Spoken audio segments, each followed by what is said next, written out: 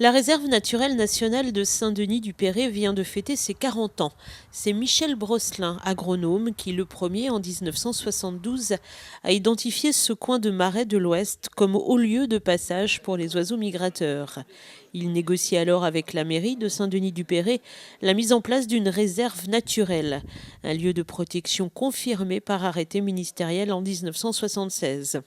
Depuis ces 40 ans de lutte, de bonheur et de travail acharné pour cet incroyable patrimoine biologique du Marais. Un travail salué comme il se doit par Alain Bougrain-Dubourg, le président de la LPO, la Ligue de protection des oiseaux, qui gère principalement la réserve. Un lieu qu'il connaît bien et qu'il apprécie. Être présent ce soir à Saint-Denis-du-Perré, c'est m'oxygéner d'espoir et de bonheur. 40 ans d'engagement qui aujourd'hui prouvent que les instigateurs du projet de la réserve avaient raison d'aller de l'avant. Et quand on voit comment ils ont été accompagnés par les élus locaux, par la population, par les uns et les autres, et qu'on voit le résultat, c'est-à-dire la valorisation de ce milieu naturel exceptionnel dans le cadre de l'intérêt général et non pas pour le bénéfice de quelques-uns, eh bien on se dit qu'on a eu raison et on peut être fier d'avoir accompagné cette démarche. Et pourtant, beaucoup reste à faire, même si la protection de l'environnement progresse dans les consciences et dans les actes.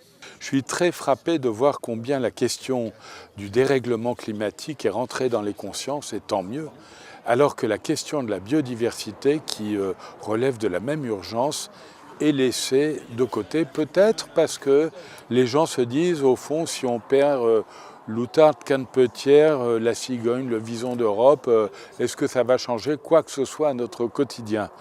Alors qu'1 degré de plus, oui, on sait que ça va changer les choses. Et puis par ailleurs, on ne sait pas comment agir en faveur de la biodiversité. Alors on laisse ce problème sur le côté. Il n'y a qu'une espèce qui paraît plus ambassadrice que les autres, ce sont les abeilles. On sait que grâce à elles, la production agroalimentaire représente quasiment 30%, c'est énorme.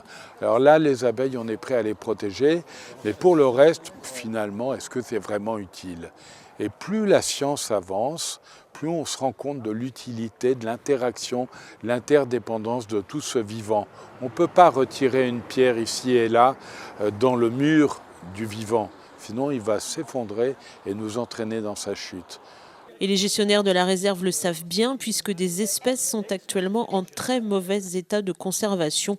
L'outil réserve naturelle nationale ne suffit plus.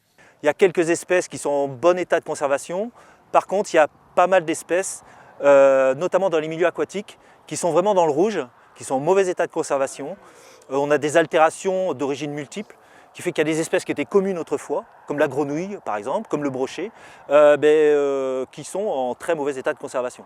Donc l'outil réserve naturelle est un bon outil pour protéger une partie de la biodiversité, mais pas tout.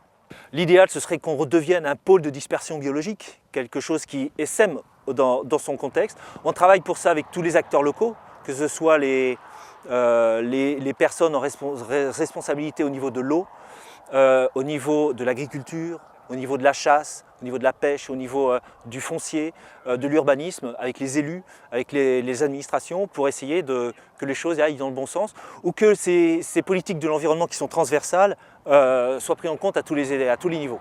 La réserve naturelle de Saint-Denis-du-Perré reste toutefois un exemple à suivre et chacun peut apporter sa pierre à l'édifice. De tous les horizons, il y a eu des contributions à l'existence de cette réserve.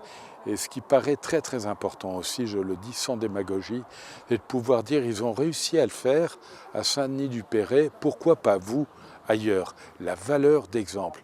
On ne préserve pas ici seulement un milieu, on donne l'exemple à bien d'autres pour agir de la même manière. C'est possible, do it.